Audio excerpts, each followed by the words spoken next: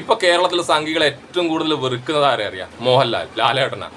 ലാലേട്ടന്റെ Empuraan cinema case ഇവർ പിന്നാലെ കൂടിയിട്ടുള്ള ലാലേട്ടന്റെ എങ്ങനെയും ലാലേട്ടനെ വിടില്ല എന്ന് പറഞ്ഞിട്ട്. ലാലേട്ടൻ കാശ്മീരിൽ തീവ്രവാദികളുടെ ആക്രമണത്തിൽ ഒരുപാട് ആൾക്കാർ മരണപ്പെട്ടു. അവർക്ക് വേണ്ടിയിട്ട് ഒരു ആദരാഞ്ജലി പോസ്റ്റ് ഇട്ടുണ്ട് ഫേസ്ബുക്കിൽ.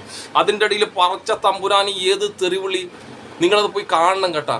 കണ്ടെങ്കിൽ സങ്കടം വരും. ഒരു മനുഷ്യനൊന്നും ഇതുപോലെ ചെയ്ത് വിളിക്കാൻ കഴിയില്ല.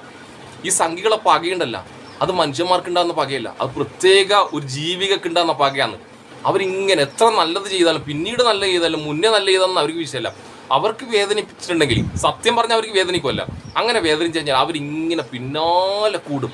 ഏത് തെറിവിളി! നീ ആരാടാ ആദരാഞ്ജലി പോസ്റ്റ് ഇടാൻ? നീ ആരാടാന്നല്ല ചോദിച്ചിട്ട്. അല്ലെങ്കിൽ സംഘികളെ, നിങ്ങൾ സ്വാതന്ത്ര്യ സമരത്തിൽ നിങ്ങൾ ഒരു പുണ്ണാക്കനും പ്രവർത്തിച്ചില്ല. നിങ്ങൾ സ്വാതന്ത്ര്യ ദിനത്തിൻ്റെ അന്ന് പോസ്റ്റ് ഇടുന്നില്ല? ആഗസ്റ്റ് 15 നമ്മൾ ആരെങ്കിലും ചോദിക്കുന്നുണ്ട് നിങ്ങൾ എന്തുണ്ടാക്കാൻ പോസ്റ്റ് ഇടുന്നത്? കുട്ടികളുടെ ആഗ്രഹമല്ലേ, അത് ഇട്ടോ. നിങ്ങൾക്കോ പ്രവർത്തിച്ചിട്ട് ആരുമില്ല. നിങ്ങൾക്ക് സ്വന്തമായിട്ടൊരു സ്വാതന്ത്ര്യ സമര സേനാനി ഇല്ല. അപ്പോൾ നിങ്ങൾ എന്താക്കുക? ഇങ്ങനെ പോസ്റ്റ് ഇട്ട് സമാധാനിക്കുന്നു. അതിനാരും വന്നിട്ട് തെറി വിളിക്കുന്നില്ല.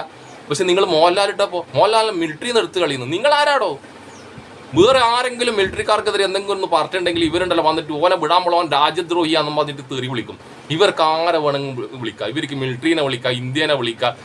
ഇവരെ ഭരിക്കുന്നില്ലെങ്കിൽ ഇന്ത്യൻ പ്രധാനമന്ത്രിയെ ചീത്ത വിളിക്കാം. ഇവർ ഭരിക്കുമ്പോൾ മാത്രം ഇന്ത്യൻ പ്രധാനമന്ത്രി ഒന്നും പറഞ്ഞുവിടാം. പക്ഷെ മറ്റുള്ളവർ ഭരിക്കുന്ന കോൺഗ്രസിന്റെ പ്രധാനമന്ത്രിയാണെങ്കിൽ ഇരുന്ന് ചീത്ത വിളിക്കാം. മുൻ പ്രധാനമന്ത്രിമാർ ഇവരെന്തെല്ലാം തെറി വിളിച്ചിട്ടുണ്ട്. ഇവർക്ക് എന്തുണ്ടാണ്? ഇവർക്ക് അല്ലെങ്കിൽ എന്ത് ഇന്ത്യ സ്നേഹം, എന്ത് രാജ്യസ്നേഹം, എന്ത് മിലിറ്ററി സ്നേഹം? ഈ മരണം തന്നെ മുതലെടുക്കാൻ നോക്കിയെന്ന് ഇവർക്കെതിരെയുള്ള എല്ലാവരും തെറി വിളിക്കുന്നു. ഇവർ തീവ്രവാദികൾക്കെതിരെ അക്ഷരം ഉണ്ടെന്നില്ല, പാകിസ്ഥാനെതിരെ അക്ഷരം ഉണ്ടെന്നില്ല. ഇവർ ഇന്ത്യൻ മുസ്ലിമിന്റെ നേരെ തിരിഞ്ഞിട്ടുള്ളത്. പിന്നെ ഇവർക്ക് ഇതുപോലെ മോഹൻലാൽ, പൃഥ്വിരാജ്, മുരളി ഗോപി ഇവർക്ക് ഇഷ്ടമില്ലാത്ത ആൾക്കാരെ തെറി വിളിക്കാനാണ് ഈ കാര്യം ഏറ്റെടുക്കുന്നത്. മുതലക്കണ്ണീർ ഒഴുകിയിട്ട്. അല്ലാണ്ട് അവിടെ മരണപ്പെട്ടതിൽ, ഇന്ത്യക്കാർ മരണപ്പെട്ടതിൽ ഇവർക്ക് എവിടെ സങ്കടം ഞാൻ കാണുന്നില്ല. ഇവരിടുന്ന പോസ്റ്റ് ആയാലും ഇവരിടുന്ന വീഡിയോസ് ആയാലും ഇവരിടുന്ന കമന്റ് ആയാലും മൊത്തം ഇന്ത്യൻ മുസ്ലിമിനെയും ഇവർക്ക് ഇഷ്ടമല്ലാത്ത ഇന്ത്യക്കാർ, ഇവരെ എതിർക്കുന്ന, ഇവരെ വിമർശിക്കുന്നവരും തെറി വിളിക്കാനാണ് ഈ അവസരം ഇവരെടുക്കുന്നത്.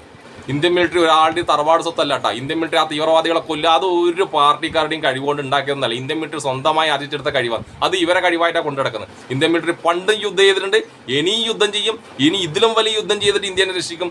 ഇന്ത്യക്കെതിരെ നീങ്ങുന്ന എല്ലാവരെയും അടിച്ചമർത്തുക തന്നെ ഈ ഇന്ത്യൻ മിലിറ്ററി. ആ ഇന്ത്യൻ മിലിറ്ററി ഓരോ ഇന്ത്യക്കാരൻ്റെ അഭിമാനമാണ്. അത് സംഘികളുടെ മാത്രമല്ല കേട്ടോ. ഇന്ത്യൻ മിലിറ്ററി ഓരോ ഇന്ത്യക്കാരൻ്റെയാണ്.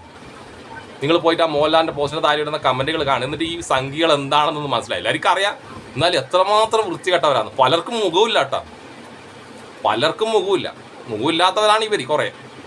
എന്നാലും മുഖമുള്ള കുറച്ച് ആൾക്കാരുണ്ട്. ഇവരെന്താ പറയുന്നത് ഇവർക്ക് തന്നെ അറിയുന്നില്ല. ഇവരാണ് ഇന്ത്യ, ഇവരാണ് രാജ്യം എന്നാണ് സംഘികളുടെ വിചാരം. നരേന്ദ്രമോദിക്ക് മുന്നേ ഇന്ത്യ ഉണ്ടായിട്ടില്ല, അതാണ് ഇവരുടെ ചിന്താഗതി ഉണ്ടാവുക. നരേന്ദ്രമോദിക്ക് മുന്നേ മിലിറ്ററി ഉണ്ടായിട്ടില്ല, അതാണ് ഇവരുടെ ചിന്താഗതി. ഇന്ത്യ പണ്ടേ ഉണ്ട്, ഇന്ത്യൻ മിലിറ്ററിയും പണ്ടേ ഉണ്ട്. ഇന്ത്യൻ മിലിറ്ററി അല്ല, ഇന്ത്യക്കാരൻ്റെ അഭിമാനമാണ്. ലാലേട്ടനും അഭിമാനമാണ്. ഇങ്ങനെ ഇരുന്ന് തെറി വിളിച്ചിട്ട് സ്വന്തം കഴപ്പ് തെറിക്ക് സംഘികളെ. നിങ്ങൾക്ക് കാശ്മീരിൽ ഒരുപാട് ആൾക്കാർ മരണപ്പെട്ടതിൽ ഒരു സങ്കടം ഞാൻ കാണുന്നില്ല. നിങ്ങളത് മുതലെടുക്കുക തന്നെയാണ്. എന്നാൽ പിന്നെ ശരി.